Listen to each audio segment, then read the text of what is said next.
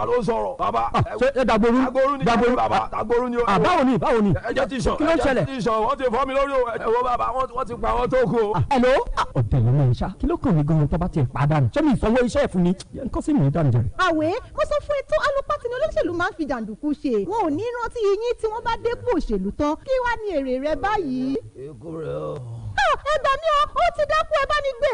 ẹ̀yin ọ̀dọ́ ẹ má ṣe gba olóṣèlú láàyè láti lò yín fún jàǹdùkú jáde lọ dìbò rẹ ní wọ́ọ́rọ́wọ́ dìbò má ṣe jà ogun kọ́ níbò. ìkéde yìí wá láti ọ̀dọ̀ àjọ The New Generation Girls and Women Development Initiative NIGAWD pẹ̀lú ìrànlọ́wọ́ láti USAID FCDO àti NDI. mo kí wa ní gbogbo ibi tí a ti ń gbọ́ rédíò Ọ̀ṣun pé ẹ káàbọ̀ sí iléeṣẹ́ wa nírọ̀lẹ́ òní àtúntìdé bí ṣe wa láti tún mú ètò ìtanijí wá fún wa èyí tí the New Generation Girls and Women Development Initiative NIGAWD tí wọ́n ṣe onígbọ̀wọ́ ẹ̀ tí wọ́n fi ń sọ fún wa wípé ká dìbò ká má ṣe jà vote not fight. Mo sì fẹ́ sọ fún wa wípé àwọn àlejò méjì ti wà nínú yàrá agbára tí a ó jọ ṣe àwọn àlàyé kọ̀ọ̀kan láti mú yé wa.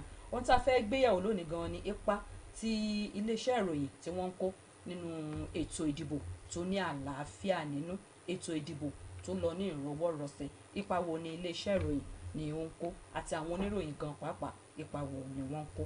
Lónìí Comrade Abisola Ariwodola tí wọ́n jẹ́ akọ̀wé ẹgbẹ́ àwọn ẹgbẹ́ oníròyìn obìnrin State Secretary NIGAWD ìpínlẹ̀ Ọ̀ṣun wọ́n wà níbí. Mo kí ẹ kúrọ̀lẹ́ mà. Ẹ kúrọ̀lẹ́ yàrá alẹ́. Bẹ́ẹ̀ náà ni ọ̀gbẹ́ni Adésọjí Ọmọṣẹ́bí láti àjọ Publisher SOJ Worldwide Online News àwọn náà wà níbí báyìí. Ẹ kúrọ̀lẹ́ sà. Ẹ kúrọ̀lẹ́ mà. Ẹ ṣeun. Akin gbogbo ara lé. Adúpẹ́. You're welcome to another edition of our sensitization program, Vote Not Fight, sponsored by the New Generation Girls and Women Development Initiative, NIGAWD. And today we are looking at the role of media in ensuring peaceful election. And have two guests in the house today, Comrade Abisola Ariwodola, the State Secretary NIGAWD. Good evening, ma. Good evening, ma. Good evening, everyone at home. And also Mr. Adesoji Omoshebi is here from Publisher SOJ Worldwide Online News. Good evening, the sir. The Publisher SOJ. Worldwide Online News. Worldwide Online. Good evening, ma'am. Thank you very much. We are looking at the role of media in ensuring a peaceful election. Bí mo ti sọ lẹ́ẹ̀kan, ẹ jẹ́ wá nǹkan fìdílé ká jọ gbádùn ètò ìtanijí eléyìí. Comrade Abisola, ẹ jẹ́ kí n béèrè lọ́wọ́ yín, kí ni ipa tí iléeṣẹ́ ìròyìn gan ń kó nínú pé kí ètò ìdìbò kó lọ ní ìrọ̀wọ́ ìrọ̀sẹ̀? Ipa tí iléeṣẹ́ ìròyìn tí wọ́n kó nínú pé kí ètò ìdìbò kó lọ ní ìrọ̀wọ́ ìrọ̀sẹ̀ ní ìpínlẹ̀ Ọ̀ṣun pàápàá lásìkò yìí tá a fẹ́ ṣe ètò ìdìbò ó pọ̀. Lára ẹ̀ ni láti ṣe ìkéde àti láti fún àwọn èèyàn ní ìdánilẹ́kọ̀ọ́ lórí ètò ìdìbò tá à ń pè ní voters education, láti la àwọn ènìyàn lóye ọ̀nà tó máa gbé gbà, ohun tó yẹ kó ṣe, bó ṣe máa dìbò yan ẹni tí wọ́n máa yàn àti gbogbo ohun tó ní láti mọ̀. Kò wá ṣe pé wọ́n kàn máa fún wọn ní voters education yìí lásán, ó gbọ́dọ̀ lọ gẹ́rẹ́gẹ́ kó tó di pé wọ́n máa dìbò. Nígbà tó bá dìbò àti lẹ́yìn ìdìbò ni àwọn mídíà àwọn oníròyìn lágbọ́dọ̀ máa fún àwọn èèyàn ní ìtanijí lórí bó bá ṣe ń lọ, ohun tó ń ṣẹlẹ̀ lẹ́sẹẹsẹ lórí ètò ìdìbò. Bákan náà a gbọ́dọ̀ create nǹkan tá a pè ní platform fún gbogbo àwọn tó bá ń díje láti wá papọ̀ láti bá àwọn ènìyàn sọ̀rọ̀ bí governorship debate èyí tí a ṣe láìpẹ́ yìí. A gbọ́dọ̀ kó wọn jọ bẹ́ẹ̀ yẹn. Bákan náà a gbọ́dọ̀ ní collaboration, ìfọwọ́sowọ́pọ̀ pẹ̀lú àwọn civil societies bí irú New Generation for Women and Girls Development Initiative yìí. A gbọ́dọ̀ ní collaboration pẹ̀lú wọn, àjọṣepọ̀ pẹ̀lú wọn láti sensitize àwọn èèyàn tó wà nílé, tó wà ní gbèríko, ní ìpínlẹ̀, níbílẹ̀, káàkiri gbogbo ibi tí a bá lè dé ní orí ètò ìdìbò. Àti pàápàá jùlọ a gbọ́dọ̀ ní ìbáṣepọ̀ tó dánmọ́rán pẹ̀lú iléeṣẹ́ ètò ìdìbò tí wọ́n jẹ́ National Independent Electoral Commission, ìyẹn INEC, Independent National Electoral Commission INEC.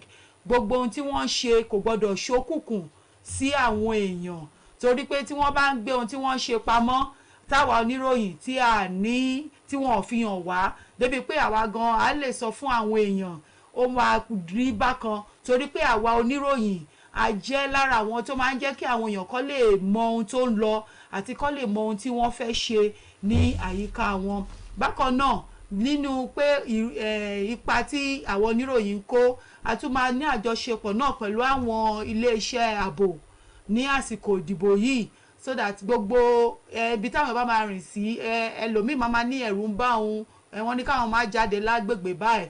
táwọn bá ti ní ìbáṣepọ̀ tó dánmọ́rán pẹ̀lú wọn, a lè sọ fún wọn pé ẹ má wọrí, àwọn ọlọ́pàá ti wà ń bẹ̀, ààbò tó dájú wà, ẹ jáde ní àsìkò ìdìbò, ẹ mọ bí ẹ ṣe máa tẹ ìka sí àsíá olùdíje tí ẹ fẹ́ yàn, kò sí wàhálà. àwọn àkàndá náà àwa oníròyìn a pẹ̀lú àwọn tí à ń fi wọ́n lọ́kàn balẹ̀ ní àsìkò ìdìbò, torí pé ọ̀pọ̀lọpọ̀ àkàndá ló máa wò pé wọ́n yan àwọn jẹ lásìkò ìdìbò. dẹ̀ pàápàá jùlọ àwọn obìnrin tí ó wà lára àwọn tí iléeṣẹ́ NIGAWD tí wọ́n mójútó, àwọn náà wọ́n máa ń ní, ó máa kù díẹ̀ káàtó because àwọn ọkùnrin máa ń wò pé ọkùnrin míì sì gbàgbọ́ pé kò yẹ kóbìnrin máa jáde wá dìbò, pé ilé ni obìnrin máa wà. bẹ́ẹ̀ ni, ṣùgbọ́n lára ìkéde tí àwọn oníròyìn pẹ̀lú iléeṣẹ́ NIGAWD tí à ń pariwo ni pé obìnrin gan wọ́n lẹ́tọ̀ọ́ láti jáde wá dìbò, àti ọmọdébìnrin tó bá ti pé ọmọ ọdún 18 wọ́n lẹ́tọ̀ọ́ láti wá jáde dìbò lásìkò dìbò. ẹ ṣeun adúpẹ́ màmá wa Bísọ́lá Àríwódọ́là. Mr. Adesoji Ọmọṣẹ́bí, with all what she has said, we all know that the media can make or mar an election. So we want to look at the roles of the media in ensuring a peaceful election. Well, the roles of the media is as crucial as the election itself. Well, as a media man, as the press, the fourth estate of the realm, you have to be balanced. That's number one. And you don't have to be political, non-partisanship. You have to work in between the electorates, the parties, the security, and all other stakeholders. So the role of the media is very crucial to the success of this election, especially the one coming up on July 16, 2022, about 4 days to this time. Yes. So we need, as the press, but when we talk about the media, we have the social media. Yes, we are coming to that. Yes. Let's talk about ourselves first. Ourselves. We've gone through a lot of training. The INEC, they've invited us. We've passed through a lot of training about the pros and cons of whoever induced voters, of whoever tried to rig. These are the things we are expected to show to the public, so that people will know that, okay, you don't have to rig. There's no reason for you to rig, and there's no reason for you to create any violence, because it doesn't pay. When you rig election to govern a state, then that means by the time you get there, you are not the people whom the electorates actually voted for. So there's every room to manipulate everything and to misgovern the society. Thank you very much. To Comrade Bísọ́lá Àríwódọ́là now, we know that the media plays vital roles in making sure that we have free and fair election. Yes. Why are these roles important? These roles are important because we are opinion molders, we are influencers. If you want to know a candidate that is doing good, sorry, try to Google about that person. Let's have a break. Now after the break, we'll come back. We'll come back after this break. Youths, it is time again to shape our lives. Our decision will affect the quality of education, employment opportunities, security, healthcare, and agriculture in our state. Our votes will improve our lives and the lives of our children. Let us come out en masse to vote for the candidates of our choice. Say no to electoral violence, vote buying and selling. No to drug abuse and hate speech. The future is in our thumb. Remember, vote not fight. Election no be war. This message is brought to you by the New Generation Girls and Women Development Initiative NIGAWD, with support from United States Agency for International Development, Foreign Commonwealth and Development Office FCDO, and National Democratic Institute NDI. Thank you very much and welcome back. Sorry for that, comrade. Yeah, now you cannot continue. Like we were saying, the media are the influencers, we are the opinion molders, and it is important that we operate inclusive mediums. whereby we have to carry everybody along. Just like my colleague has said, as media, we should be partisan. We should not have favorites among the politicians or anybody that is contesting. Though some of these candidates already, they have their own platforms too, where which they sell themselves to the public. But still, we, the mainstream media, the broadcast, the print, everyone that is running the profession professionally, we are opinion molders. And when we talk of inclusive media, whereby we disseminate information to everybody in the states, we don't have to separate the person who is living in one part of like Osun West from someone who is in Osun Central. We have to carry everybody along. That is why we are important. And again, when people want to take a decision about who to vote for, what has this person be able to do? What are the strengths and weaknesses of this candidate, of this party? Will the party be favorable to all in the future, among others? We are as the media, what we write tends to help them to make a decision. So that is why, as media practitioners, we are very careful about what we write, because what we write out can either cause confusion, which could result to violence, or it can ensure peace for everybody to live in harmony. Even the government, they see the media as important. So in a short form, the media, we are the intermediary between the government, any political contestant, and the public. Thank you very much, Ọ̀gbẹ́ni Adébísí Ọmọṣẹ́bí. Adésọjí. Adésọjí, ẹ má bínú. Ọ̀gbẹ́ni Adésọjí Ọmọṣẹ́bí. Ẹ gbọ́, kí ló dé tó jẹ́ wípé ipa tí àwa oníròyìn tá à ń kó ó ṣe pàtàkì nínú ètò ìdìbò tó mú àlàáfíà dání? Ó ṣe pàtàkì gidi gan. Kan tí ò bá sí oníròyìn, mi ò mọ bí election yìí bá ṣe rí. Tí ò bá sí ìròyìn, àwọn ìjọba wọn ní máa pè wá pé wá ṣe báyìí, wá ṣe báyìí, wá ṣe báyìí, tó wọ́n mọ̀ pé a wà very important, a ṣe kókó sí ìṣerere election tó ń bọ̀ yìí. Torí gẹ́gẹ́ bí oníròyìn, ìròyìn wa gbọ́dọ̀ jẹ́ ó wà láàrin méjì, a gbọ́dọ̀ gbé síbì kan ká dápà kan sí ká sọ pé eléyìí báyìí. So ó ṣe pàtàkì gidi gan, torí pé láìsí àwa oníròyìn wàhálà lè wà. Tí wàhálà bá wà, àwa la lè mú kí wàhálà yẹn kó lọ sílẹ̀, kó má sí wàhálà. Torí ìròyìn kan tá bá gbé jáde, torí wọ́n lè gbé ìròyìn ẹlẹ́jẹ̀ jáde, àwa la máa tètè kọ́ sórí pé kò má rí bẹ́ẹ̀ o. Bọ́tá bá ti rà bó ṣe rí leléyìí o, a gbọ́dọ̀ wà báyẹn lójú kan, ká má gbé síbì kankan. Àdèbá gbọ́dọ̀ bá àwọn agbófinró ṣiṣẹ́ pọ̀. Tí nǹkan wá ti ṣẹlẹ̀ tá bá ti rí, àwọn pè nǹkan ní ibì kan ní situation room tí àwọn press gbọ́dọ̀ wà, àwọn kan máa jáde, àwọn kan máa pè wọ́n pé nǹkan báyìí ló ń ṣẹlẹ̀ o, nǹkan báyìí ló ń ṣẹlẹ̀ o. Bẹ́ẹ̀ àwọn ṣé àwọn olùdìbò ṣé wọ́n tètè dé àbí wọ́n tètè dé, àwọn tó ń dìbò ṣé wọ́n ń gba rìbá gbowó kó sebẹ̀ àbí kìíní báyìí, a gbọ́dọ̀ máa sọ bó ṣe rí ni a gbọ́dọ̀ máa sọ. Ẹ ṣeun, àdúpẹ́. What are the triggers of electoral violence that may be caused by the media? From you, sir. The triggers of electoral violence is fake news. Fake news. Fake news. And fake news, it's not in isolation. You can't just say that it's the media, because everybody are private to social media. Yeah. So anybody can just write on social media now. That's the challenges that the nation is actually facing. Right. Most of the fake news that are coming are not originated by the media. So, but our responsibility is to diffuse the tension, to make sure that thing doesn't go far. So we are in alignment with INEC. We are spoken together. Should we see anything, we first call them. Is this true? There was an information I had before I even came in. There was fire outbreak in one of the contestants' house. I had to call the media person there. Is it true? He said it was true. Then, was there any casualty? He said no. But what was the cause of this? He said they are not aware yet, that they are still going to investigate. Okay. So in all this, these are the rules of the media, to make sure that everything works out well.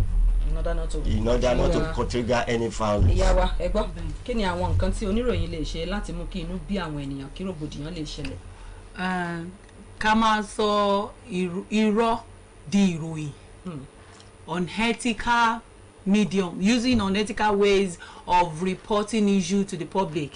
Àwọn tó dẹ̀ máa ń ṣe léyìí, àwọn tí wọ́n jẹ́ professional nídìí ìròyìn, tí wọ́n ń ṣàkọ́ṣẹ́mọṣẹ́ nídìí ìròyìn ló máa ń sábà ṣerú eléyìí tó máa ṣàfìròyìn síta. Ẹlòmíì máa ń ṣe lórí social media bírú Facebook, Twitter, onírúurú social media medium láti generate traffic fúnra wọn. Traffic yẹn dẹ̀rẹ̀ ó máa ń dọ́gbọ́n di owó fún wọn.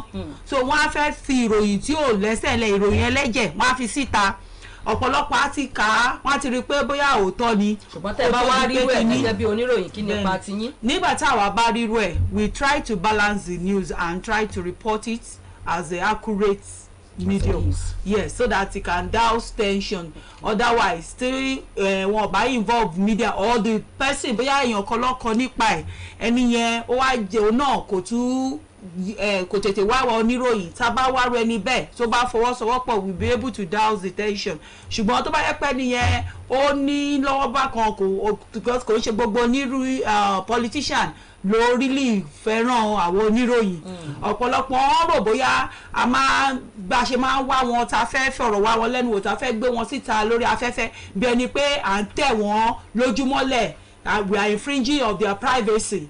But wọ́n mọ̀ pé anybody tó bá wà in public sphere tó jẹ́ olóṣèlú, you don't have a privacy. And it is part of our ethics to always balance our reporting. Just like he said, tó bá ṣẹlẹ̀ omi ìbáyẹn, they will just news pé léèyàn jóná báyìí, wọ́n á sọ the sensational news bí pt kìíní ni wọ́n á sọ síta, but he tried to confirm pé okay kìíní òótọ́ ni, so as not to misinform the public. Thank you very much. Yes, what's the importance of media coverage in ensuring a peaceful election? It is as important as the election itself. Yes. So we are supposed to, just like I've said, you are not supposed to be on any side. Okay. And you are supposed to cover it as a professional, neutral person, because what is going on, politicians would like to use the press. They prefer to use the press against their ethics. So what you are expected to do is to balance your news. Don't go for any politician, because they will mislead you, and once you are misled, they will now deny you at the end of it all. That's it, the stock in trade. Báwo ni àwọn oníròyìn, báwo ni ẹ ṣe máa ń rí dájú pé ẹ bá àwọn ènìyàn sọ̀rọ̀ láti dìbò nírọ̀wọ́ ìrọ̀sẹ̀? Ọ̀nà tá à ń bá wọn sọ̀rọ̀ pọ̀.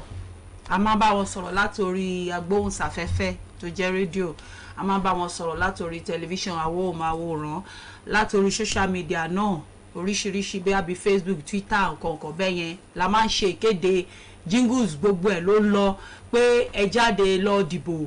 A máa collaborate bí a ṣe sọ ní àkọ́kọ́ pẹ̀lú àwọn oríṣiríṣi ẹgbẹ́ àjọ bíi New Generation Girls and Women Development Initiative yìí, àwa oníròyìn obìnrin àti oníròyìn lápapọ̀ NUJ, a máa ń rí i pé a ní ìfọwọ́sowọ́pọ̀ so that a lè jọ wà lójú kan.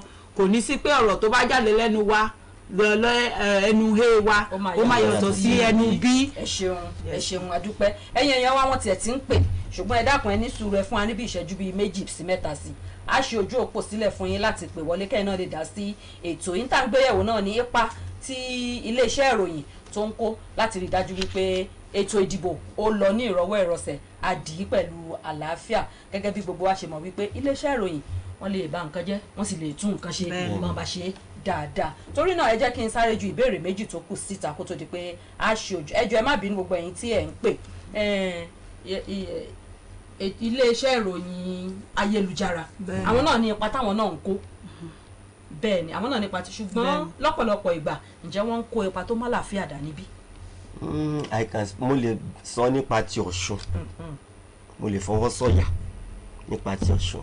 A ní association, a dẹ̀ ń bá àwọn NUJ náà ṣiṣẹ́ pọ̀. Ilé tó ṣẹlẹ̀ lẹ́nujọ́ mẹ́ta ìtàn fi bóyá sọ pé wọ́n yìnbọn lu ìkan nínú wa, àjọṣiṣẹ́ pọ̀ ni. Ìfẹ́ ìfọwọ́sowọ́pọ̀ yẹn ó jẹ́ kí gbogbo nǹkan kó lọ déédéé. A dẹ̀ mọ̀ pé nǹkan tó ń ṣẹlẹ̀ ń sìn ni pé bóyá owó kò ṣe bẹ̀ bí ìdìbò kò ṣe bẹ̀, àti ìpáǹlé tó wà ń tà sí ìkan tó ṣẹlẹ̀ lánàá, bóyá ti gbọ́n pẹ̀ tán sọ pé wọ́n ń ṣe báyìí ni wọ́n yìnbọn sí lára àwọn contestants. a gbọ́dọ̀ gẹ́gẹ́ bí oníròyìn agbọ́dọ̀ rí oníròyìn ayélujára exactly ayélujára gbogbo mo sọ yìí a ní association lọ́sùn tó fi jẹ́ pé ìròyìn ti yín ní ṣe gbogbo ṣẹlẹ̀ Nàìjíríà láíláí tẹ́ bá rí ẹ pè mí kẹ́ sọ fún mi pé àwọn online media association a ní chairman èmi ní previous chairman kó tó di pé ẹni tó wà ń bẹ̀ ń sí. ẹ ṣeun adúpẹ́ jẹ́ ká gba àwọn èèyàn wa nílé láàyè láti dá sí ètò yìí 08187775777 the role of media in ensuring peaceful election ipa tí iléeṣẹ́ ìròyìn kó láti rí dájú pé àdìbò tó ń mú àlàáfíà dání àdìbò nírọ̀wọ́ ìrọ̀sẹ̀ òun náà nìkan tí à ń gbéyẹ̀wò lórí ètò lénìí. Do you have anything to say concerning the social media? Yes, truly the online media practitioners in Osun, they are doing well. Okay, yes, kudos to them. Kudos to them because of their executives and the way they operate. So far in Osun, we have been able to curtail fake news or whatnot. Okay, but at the same time, we must not close our eyes to the fact that social media, it has its negative part, negative influence, I would say. Yes, but let's pick this call. Hello. Yes. Hello, ẹ kúrò lẹ́ orúkọ yín bí tẹ́ ti pè wá o. Bàbá Oníyè láti Ẹ̀sà Òkè ni o. Bàbá Oníyè láti Ẹ̀sà Òkè. Mo nígbà pé ìbò yìí a lọ lẹ́rọ̀ ọ̀rọ̀ ṣẹ̀má. Tó yẹ kí bá tẹ̀ sí rí àpẹẹrẹ gbogbo nǹkan tó ń ṣẹlẹ̀ gan-an pé kò sí jáde bí àgàn gbòòrò gan. A ti mọ̀ gbọ́dọ̀ lọ́wọ́ sí ìbò lẹ́yìn. Ó kọ Jésù kìí sùn lọ. Àmín ẹ ṣé bàbá wa bàbá Oníyè láti Ẹ̀sà Òkè àdúpẹ́ 08187775777 ní nọ́mbà tí ẹ ó pèsè láti dá sí ètò yìí èyí tí à ń ṣe lọ́wọ́lọ́wọ́. Can policy maker influence the media, sir? They can. How? In a way that, according to the constitution, we are the fourth estate of the realm. If you trample upon the rights of the media, you are going against the constitution. If you do not allow free information, you are going against the constitution. And if you, just like as it were in the past, that okay, they wanted to curtail or control the social media, it is necessary because of the, I can call it, the madness that is going on. There are so many fake news that are moving up and down. At times you'll be confused that is this real or not. So you have to be factual. So once you are factual and you know that you have your own integrity, I have the integrity of my own website to protect. Okay. So I make sure that whatsoever that goes out of my media or medium will have to be factual. And that's the essence of my even being here today. Thank you very much. Vote, not fight. And this is brought to you by the New Generation Girls and Women Development Initiative, NIGAWD. We are looking at the role of media in ensuring peaceful election today. Dìbò má ṣe jà, ètò ìtanijí ni dìbò má ṣe jà, vote not fight. Òun ni nǹkan tí à ń gbé yẹ̀wò. Èyí tí àjọ the New Generation Girls and Women Development Initiative NIGAWD tí wọ́n ṣe agbátẹrù rẹ̀. Àwọn àlejò mi náà ni Comrade Abisola Ariwodola tó jẹ́ akọ̀wé ẹgbẹ́ oníròyìn obìnrin NIGAWD, bẹ́ẹ̀ náà ni ọ̀gbẹ́ni Adésọjí Ọmọṣẹ́bí, àwọn náà wá láti àjọ the publisher SOJ Worldwide Online News. Àwọn láti jọ ń fi ọ̀rọ̀ jomitoro ọ̀rọ̀ láti ìgbà yìí wá. Ó ṣe bíi pé ojú òpó yìí ó dí orílẹ̀ kan ìpè ń relu ara wọn ni, àmọ́ ní báyìí tẹ́ bá ṣe tán tẹ́ fẹ́ pè wọlé, àkókò ti wà fún yín láàrin ìṣẹ́jú díẹ̀ kó tó di pé a mú ètò gbogbo wá sí ìdánudúró. àwọn ìfilẹ̀ wa ti ta ni màmá gún yẹn. o tó bẹ́ẹ̀ wọ́n bí ẹja wọ́n bí bàbá ńlá. bí kiri fún mi kàwé kí ni yé orí mi ẹ̀jẹ̀. àwẹ̀ kò sẹ́rẹ̀ nínú jàǹdùkú ṣíṣe mo sọ fún ẹ tó.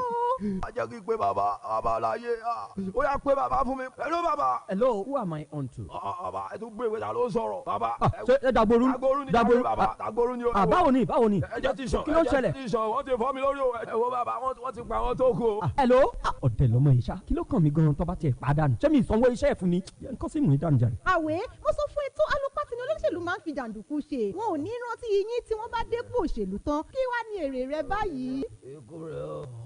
ẹ gbà mí o, ó ti dákú, ẹ bá ní gbé. ẹ̀yin ọ̀dọ́ ẹ má ṣe gba olóṣèlú láàyè láti lò yín fún jàǹdùkú. jáde lọ dìbò rẹ ní wọ́ọ́rọ́wọ́. dìbò má ṣe jà, ogun kọ́ nìbò. ìkéde yìí wá láti ọ̀dọ̀ àjọ the New Generation Girls and Women Development Initiative NIGAWD pẹ̀lú ìrànlọ́wọ́ láti USAID, FCDO àti NDI. So we're talking about the policymaker. You are a policymaker.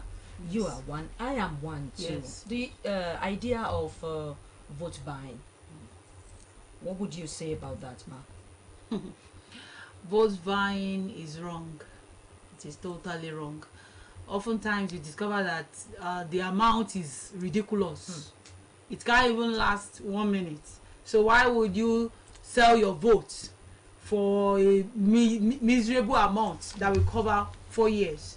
So it's wise and advisable to everybody to think well, to think of a candidate that Okay. Okay. Hello.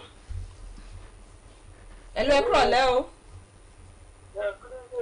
Orúkọ yín sà. Ọkàn for Òṣogbo. Òṣogbo àgbórúkọ yín o. What do you have for us, sir? I want to appreciate the program. All the Osun people. Yeah. To be peaceful, no fight. All these fights, it's not making sense. Let us vote and not fight. Thank you for the program. Thank you very much. We appreciate you too. Yes, you were saying something, ma'am. Yes, that it is more advisable to everyone to vote for a candidate that will impact their future in good governance. Thank you. Hello. Ẹ ṣeun orúkọ yín bí tẹ́ ti pè wá. Ọmọọba Agúnbíadé láti Ẹ̀sà Òkè. Bàbá wa Ẹ̀sà Òkè, ọmọ ṣọwọ́ Ẹ̀sà Òkè. Kí lẹ ní fún wa sà? Ṣé rí nǹkan tẹ́ ń sọ yìí inú mi dùn sí gan nígbà tí mo ń gbọ́. Yes, sir. Ọlọ́run ràn yín lọ́wọ́. Àmín sà. Ṣé rí bí ìgboro bá ń dùn, bá ń dáa tó bá ń gún, ẹ̀yin oníròyìn náà ni rely upon you seriously. Níbi ká fẹ́ di èyí, ẹ ṣe ìgbẹ́ má ti gbé lẹ́nu ilé yẹn kankan. Ẹ fi tó tọ́ sí gbogbo ẹ̀. Lọ́wọ́ àti kò dáa. Àmín. Ẹ ṣé sà Prince Agúnbíadé láti Ẹ̀sà Òkè. A dúpẹ́ lọ́wọ́ yín o. Ẹ ṣé gan-an ni. Bàbá wa dìbò kó ṣe bẹ̀. Kí lẹ ní sọ sí kípè mi tó ti wọlé. Wàhálà ni o. I make an inquiry from the INEC. Ẹjọ sá, hello. Hello. Orúkọ yín sà. Ẹni yẹn ò sọ̀rọ̀ o. Hello sà. Hello. Ojú òpó tún ti dí. Ẹ máa sọ̀rọ̀ yín lọ sà. Nǹkan tí mo lè sọ wípé kí a máa sọ pé a fẹ́ dìbò ká síbẹ̀. Ẹni tó bá ṣe orúfin ni àwọn INEC dẹ̀ ti sọ wọ́n fi dá mi lójú pé ẹni tó bá ṣe bẹ́ẹ̀ àwọn agbófinró wọ́n máa mú. Then wọ́n ti sọ pé bọ́n ti dìbò ní ìlú Èkìtì the way the ballot boxes were placed will be different from Ọ̀ṣun. So there's no room for you to even show your card to anyone. Your ballot paper to anyone. Thank you. Hello.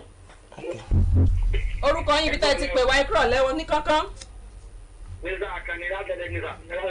Ó yá kí lẹ ní fún wa. Ẹ ṣeun. Ó dà ń gbọ́ yín. Àmín o, ẹ ṣeun adúpẹ́. Ẹ ṣé o. Hello. Ẹ kúrọ̀ lẹ́ orúkọ yín bí tá ẹ ti pè wá. Láti bo. Ore bete kò sáǹfààní mọ́ láti gba ìpè kankan ju pé ká gbọ́ra wa níyànjú lọ bá wa láti NIGAWD. Bẹ́ẹ̀ni ohun tá à ń sọ fún àwọn èèyàn wa nílé ni pé ẹ lọ dìbò ẹ má jà election no be war vote not fight. Bàbá wa Adésọjí. Vote not fight. Don't take any inducement from any politician. Because if you do, you may spend your life in jail. Thank you very much. That's all we have for you today on this sensitization program, Vote Not Fight, brought to you by the New Generation Girls and Women Development Initiative, NIGAWD. And I want to thank Comrade Abitsola Ariwodola, State Secretary NIGAWD. Thank you. Mr. Adesoji Omoshebi from the publisher SOJ Worldwide Online News. Thank you very much. Thank you very much. On behalf of everybody here, especially Mr. Yemi Salama and the DG OSBC, I want to thank you very much for being part of the show. My name is Titi Ajiboye. Youths, it is time again to shape our lives. Our decision will affect the quality of education, employment opportunities, security, healthcare, and agriculture in our state. Our votes will improve our lives and the lives of our children. Let us come out en masse to vote for the candidate of our choice. Say no to electoral violence, vote buying and selling. No to drug abuse and hate speech. The future is in our thumb. Remember,